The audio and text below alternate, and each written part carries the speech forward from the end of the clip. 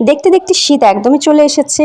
আর যেহেতু নভেম্বর মাস, এখন একটু একটু ঠান্ডা বাতাস, এমনকি শীত হালকা হালকা অনেক উপজেলা বা জেলাতে কিন্তু পড়েও গিয়েছে। শীতের সিজনে সবচাইতে বেশি আকর্ষণীয় লাগে আমার কাছে যে বিষয়টা, আর সেটা হচ্ছে পিঠা। শীতকাল মানেই হচ্ছে মাটির চুলায় নানা রকমের পিঠা।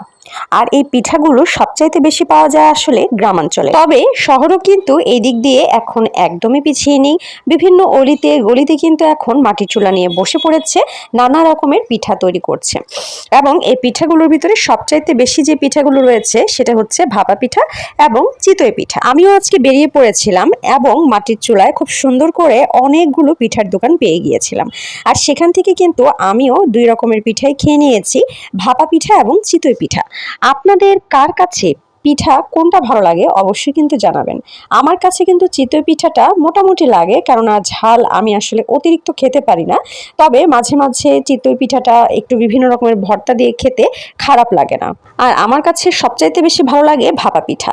আর ভাপা পিঠায় যদি গুড় একদম বেশি করে দিয়ে তারপরে সেই ভাপা পিঠাটা বানানো হয়, সেটার তো তার তুলনাই থাকে না। তো আমি 2টা স্টল থেকে ঘুরে 2 রকমের পিঠাই খেয়ে নিলাম।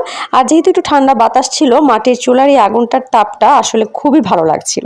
আপনাদের কাছে পিঠা খেতে কেমন লাগে এবং এই ওয়েদারটা আপনারা কেমন এনজয় করছেন অবশ্যই কিন্তু জানাবেন। আল্লাহ হাফেজ।